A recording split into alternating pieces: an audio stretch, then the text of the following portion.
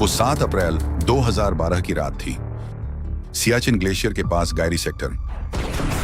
Pakistan army के base camp पर एक ऐसा रहस्यमयी कहर टूटा कि पूरे कैंप का नामो निशान मिट गया।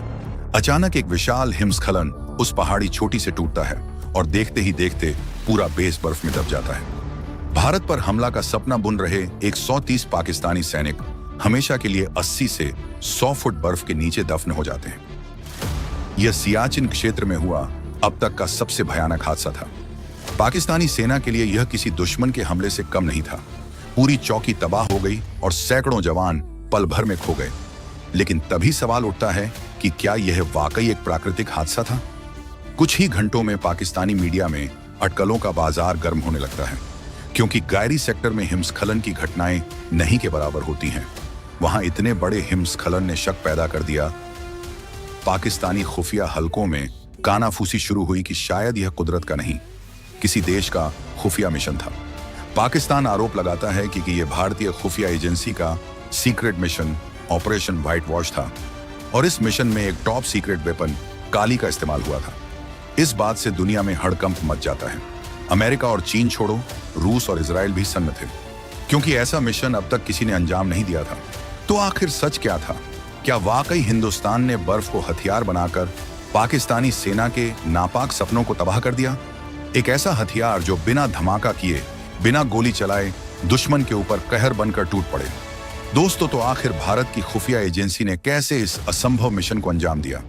इसकी इनसाइड स्टोरी से पहले आपको भारत के इसी रहस्यमयी हथियार काली की दास्तान सुनाता हूं।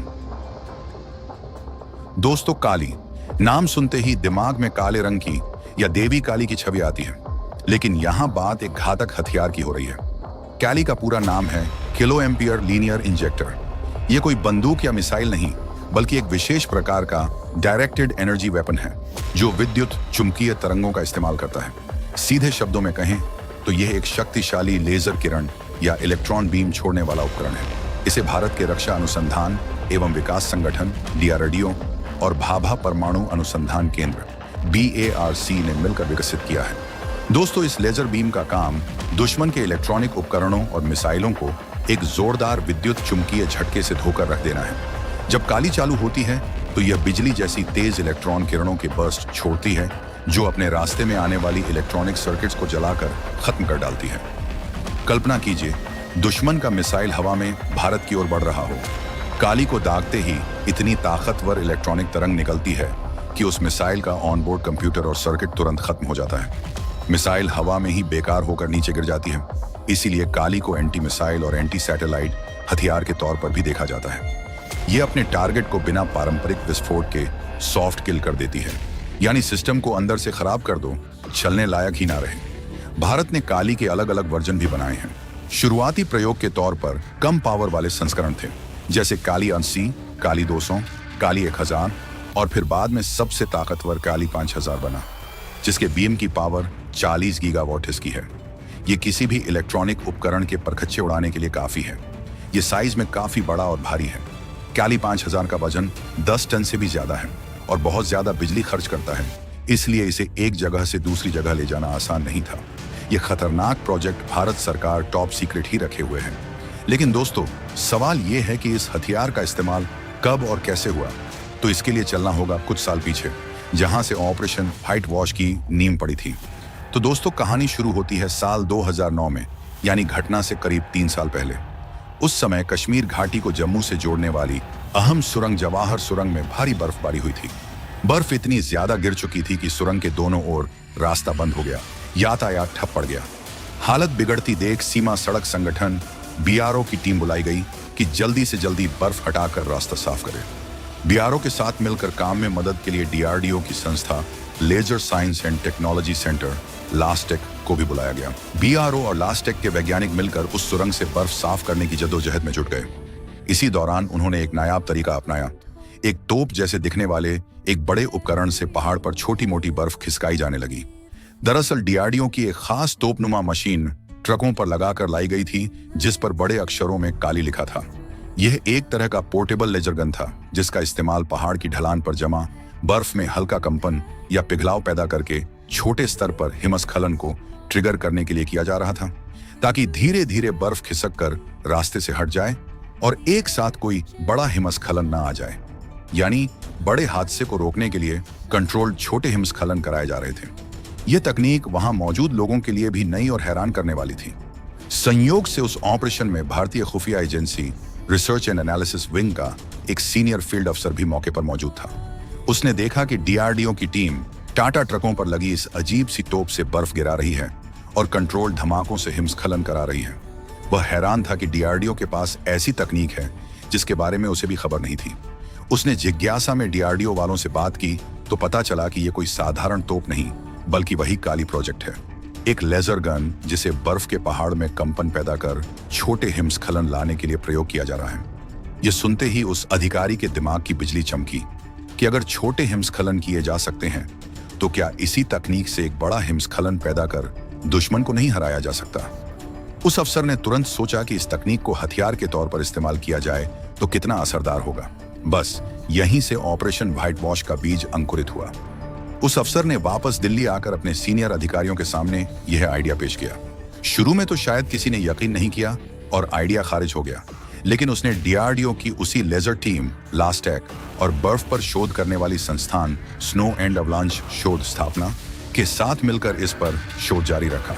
कई महीनों की मेहनत के बाद एक टॉप सीक्रेट रिपोर्ट बनाई कि कैसे काली लेजर का मिलिट्री वर्जन बनाकर दुश्मन पर बड़ा एवलांच गिराया जा सकता है। मामला तत्कालीन राष्ट्रीय सुरक्षा सलाहकार एम.के. नारायणन तक पहुंचाया गया और मिशन को ग्रीन सिग्नल मिल गया। देश के उच्चतम स्तर पर कुछ गिने चुने लोगों को ही इस योजना की जानकारी थी। डीआरडीओ लास्टेक, भारतीय सेना और वायुसेना से चुनिंदा विशेषज्ञों की एक टीम गठित हुई जो इस खुफिया मिशन को अंजाम दे सके और मिशन को कोड नेम दिया गया ऑपरेशन व्हाइट वॉश। टारगेट था भारत के भूभाग पर गंदी नजर जमाए बैठे पाकिस्तानी सेना के अहम मिलिट्री पोस्ट को एवलांच के जरिए नेस्तनाबूद करना।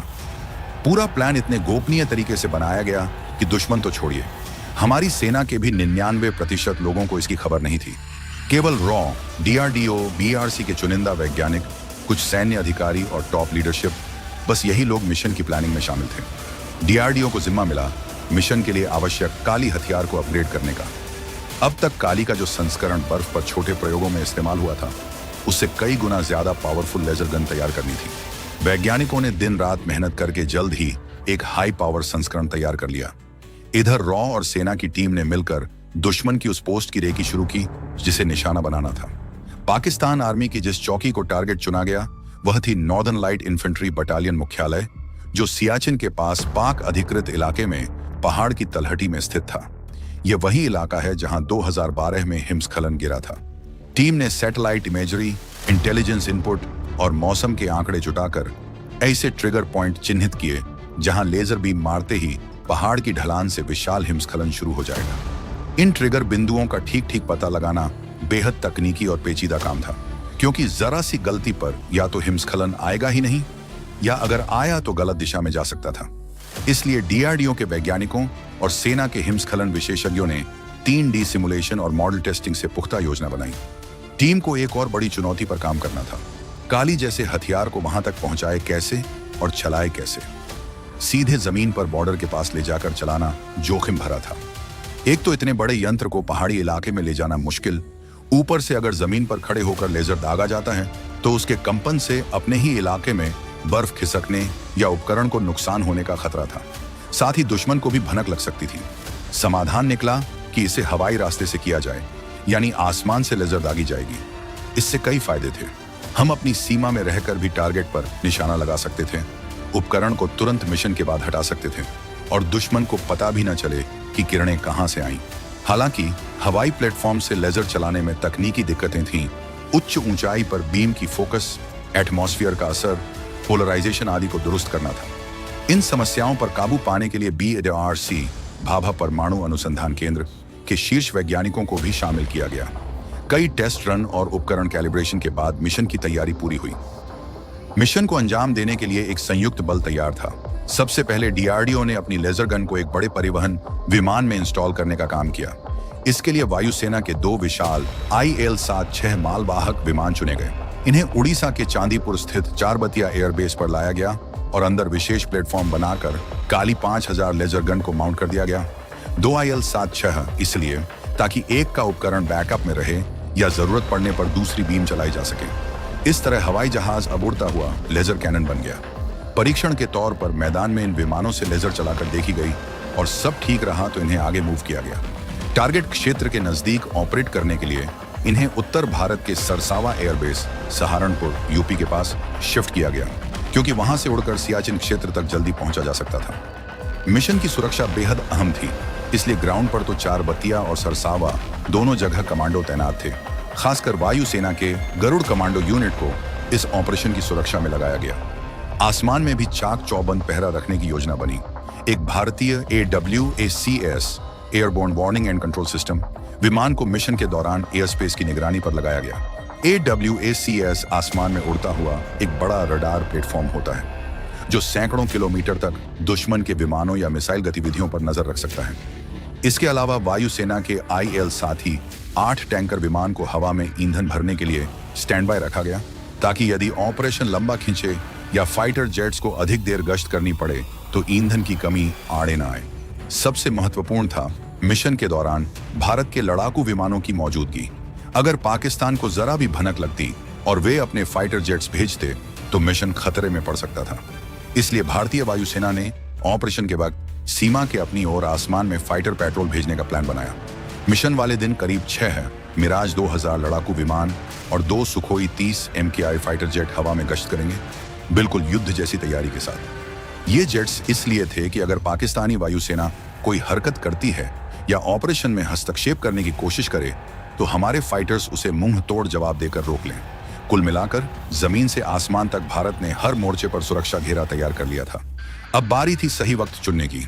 पहले वैज्ञानिकों ने सोचा था कि मिशन दिन में दोपहर 12 बजे के आसपास किया जाए, क्योंकि सियाचिन में ज्यादातर प्राकृतिक हिमस्खलन दोपहर को ही होते हैं। धूप और तापमान बढ़ने से ऐसे में अगर उसी समय हिमस्खलन कराया जाए तो लगेगा कि प्राकृतिक कारण से हुआ होगा। लेकिन तकनीकी परीक्षणों में पाया गया कि दोपहर में वातावरण की दशा लेजर बीम के लिए उतनी अनुकूल नहीं। बीम के धुंधला होने या फैलने का रिस्क था। BRC के वैज्ञानिकों ने सुझाव दिया कि सुबह बहुत जल्दी जब हवा शांत और तापमान कम हो तब बीम सबसे प्रभावी होगी। कई मापजोख के बाद ऑपरेशन का समय तय हुआ। सुबह करीब 4 बजे तारीख चुनी गई, वही 7 अप्रैल 2012, जब उस क्षेत्र में बर्फ की स्थिरता, मौसम और चांद तारों की रोशनी इत्यादि सब मिशन के लिए अनुकूल थे। इस तरह सारी योजनाएं फाइनल होकर मिशन डे सामने आ गया। मिशन की रात जैसे जैसे करीब आई, शामिल टीम के सदस्यों की धड़कनें तेज होती गई होंगी। एक तरफ उत्साह था कि सालों की मेहनत का परिणाम बस कुछ घंटों दूर है, तो दूसरी तरफ तनाव इस बात का कि अगर जरा सी भी चूक हुई या मिशन एक्सपोज हो गया तो अंतर्राष्ट्रीय संकट खड़ा हो सकता है। सब कुछ सटीक प्लान के मुताबिक होना जरूरी था। आखिर D-Day यानी मिशन डे आ पहुंचा। सरसावा एयरबेस से अंधेरे में लिपटे तड़के 3 बजे के करीब 2 विशाल IL-7 विमान बारी बारी टेक ऑफ हुए। अंदर स्पेशल क्रू अपने इलेक्ट्रॉनिक महादेवास्त्र काली के साथ मुस्तैद थी। आसमान में पहले से मौजूद AWACS उन्हें पाकिस्तानी रडारों की गतिविधियों की जानकारी दे रहा था कि सब क्लियर है। भारतीय फाइटर जेट्स अपने तय पेट्रोलिंग रूट पर उड़ान भर चुके थे, बिल्कुल साइलेंट मोड में रेडियो संपर्क बनाए हुए। इस बीच ग्राउंड पर मौजूद ISRO के सैटेलाइट मॉनिटरिंग स्टेशन से लगातार लक्ष्य क्षेत्र की लाइव तस्वीरें और डेटा आ रहे थे। मौसम ठीक है, पाकिस्तानी कैंप के आसपास गतिविधि सामान्य है, कोई अलर्ट मोड दिखाई नहीं दे रहा। सवेरे ठीक 4 बजे ऑपरेशन टीम ने अपनी पोजीशन ले ली। एक IL-77 विमान 30,000 फुट यानी करीब 9 किलोमीटर की ऊंचाई पर टारगेट जोन के ऊपर पहुंचकर मंडराने लगा। उसके साथ दूसरा IL-7 थोड़ी दूरी पर बैकअप के लिए था। विमान में बैठी तकनीकी टीम ने लेजर टारगेटिंग सिस्टम ऑन किया। नीचे बर्फीली पहाड़ियों का सिलसिला अंधेरे में चमक रहा था। कंप्यूटर ने पाकिस्तान के उस NLI कैंप के पीछे की ढलान पर पहले से तय किए गए ट्रिगर पॉइंट लॉक किए, जहां बीम मारते ही बर्फ टूटना शुरू होनी थी। जैसे ही सैटेलाइट और ग्राउंड इंटेल से ग्रीन सिग्नल मिला कि सभी परिस्थितियां अनुकूल हैं, मिशन लीड ने कमांड दिया, फायर। अगले ही पल IL-7 के अंदर लगे काली उपकरण से एक नीली चमकदार प्रकाश पुंज निकलकर आसमान चीरते हुए नीचे बर्फीली पहाड़ी पर जा लगा। बिना कोई आवाज किए ये शक्तिशाली लेजर कुछ सेकंड तक निरंतर उस ढलान पर ऊर्जा बरसाता रहा। उस जगह बर्फ के अंदर अचानक तापमान तेजी से बढ़ा, गहराई तक कंपन पैदा हुआ। कुछ ही क्षणों बाद पहाड़ के गर्भ में दबे करोड़ों टन बर्फ का संतुलन बिगड़ चुका था। भारतीय विमान ने ठीक निशाने पर 100% प्रिसिशन के साथ लेजर शॉट्स फायर किए और फिर तुरंत वहां से टर्न लेकर दूर हट गया। अब बारी थी कुदरत का काम शुरू होने की। कुछ सेकंड सब शांत रहा। भारतीय टीम के लोगों ने कान और आंखें मशीनों पर लगा रखी थी। ठीक 4:40 पर सुबह पर अचानक मॉनिटर पर तेज हलचल दर्ज हुई। पहाड़ी ढलान पर बर्फ की परत दरक चुकी थी। कुछ दूर स्थित भारतीय ऑब्जर्वर पोस्ट पर तैनात जवानों ने अंधेरे में एक गहरी गर्जना सुनी और बर्फ की एक विशाल दीवार को पहाड़ से नीचे टूटकर गिरते देखा। कुछ पलों की खामोशी के बाद वहां से बर्फ और चट्टानों का विशाल सैलाब नीचे कैंप की ओर बढ़ चला। ऑपरेशन व्हाइट वॉश सफलतापूर्वक ट्रिगर हो चुका था। देखते ही देखते वो हिमस्खलन रौद्र रूप लेता गया। बर्फ की इस सुनामी ने करीब 300 किलोमीटर प्रति घंटे की रफ्तार पकड़ ली। पाकिस्तान के उत्तरी लाइट इन्फेंट्री हेडक्वार्टर्स के ऊपर लाखों टन बर्फ और पत्थर कहर बनकर टूट पड़े। कैंप में भारत को बर्बाद करने का सपना देखने वाले ज्यादातर सैनिक उस वक्त सो रहे थे या सुबह की तैयारियों में थे। अचानक धरती हिलने लगी तो कुछ को एहसास हुआ कि ऊपर पहाड़ से आफत आ रही है। पाकिस्तानी गार्ड पोस्ट पर तैनात सैनिकों ने चीख पुकार कर अलार्म देने की कोशिश की, फोन या वायरलेस पर संदेश भेजना चाहा, लेकिन इस कहर ने उन्हें मौका ही नहीं दिया। चंद सेकंड में बिजली और कम्युनिकेशन लाइनें कट चुकी थी। चारों तरफ अफरा तफरी मच गई। जहां कल तक पाकिस्तानी सेना का बेस हुआ करता था, वहां अब बस बर्फ ही बर्फ थी, वो भी 80 से 100 फुट मोटी परत में। कैंप की इमारतें, बंकर, वाहन, मशीनरी, सब कुछ उस बर्फीले कब्रिस्तान के नीचे दफन हो चुके थे। कुछ ऊंचे पोस्ट और चौकियां थीं, वो भी इस भीषण हिमस्खलन की चपेट में आकर तहस नहस हो चुकी थी। सचमुच ये व्हाइट वॉश था। सफेद बर्फ ने सब कुछ धोकर सफाचट कर दिया। भारतीय टीम ने अपनी दूरबीनों और सैटेलाइट फीड में यह नजारा देखा तो उनकी आंखों में चमक आ गई। जो सोचा था वो प्लान 100% कामयाब रहा था। बिना एक भी गोली चलाए दुश्मन को ऐसा पटखनी दी गई कि वो संभल न सके। IL-7 विमान सुरक्षित भारतीय क्षेत्र में लौट चुके थे। हमारे लड़ाकू विमान और एवैक्स ने देखा कि पाकिस्तान की तरफ से कोई एयरक्राफ्ट प्रतिक्रिया में नहीं आया। शायद तब तक उन्हें खबर भी नहीं थी कि क्या हुआ है। मिशन टीम ने राहत की सांस ली। धीरे धीरे सारे विमान अपने बेस पर लौट आए। सूर्योदय होते होते भारत के इन गुप्त योद्धाओं ने अपना काम खत्म कर लिया था। तो उधर भारत पर हमले का सपना बुन रहे पाकिस्तान में तो तबाही का नया ही आलम शुरू हो चुका था। पाकिस्तान की सरकार और सेना इसे ना रॉ का मिशन स्वीकार कर रही थी और ना ही इसे अपनी कमजोरी, बल्कि वो इसे एक अप्रत्याशित एवलांच बताकर पल्ला झाड़ने में लगी थी। लेकिन पाकिस्तान का एक धड़ा मानने को तैयार नहीं था। ऑफ द रिकॉर्ड कुछ पाकिस्तानी सैन्य सूत्रों ने भी हैरानी जताई कि गायरी जैसे इलाके में इतना बड़ा हिमस्खलन अपने आप कैसे आया, जहां पहले कभी ऐसा नहीं सुना गया। धीरे धीरे वहां ये बात चलने लगी कि भारत ने कोई सीक्रेट लेजर वेपन टेस्ट किया है, जिसके कारण यह हिमस्खलन कृत्रिम रूप से पैदा हुआ है। हालांकि अंतर्राष्ट्रीय मंच पर पाकिस्तान ने इस बात को जाहिर तौर पर नहीं उठाया। उनकी सरकार और आर्मी के लिए भी ये मानना मुश्किल था कि भारत ने इतना एडवांस हथियार इस्तेमाल कर लिया, क्योंकि अगर मान लेते तो उनकी किरकिरी होती कि वो बिल्कुल बेखबर रह गए। ऊपर से सबूत के नाम पर भी कुछ हाथ नहीं था।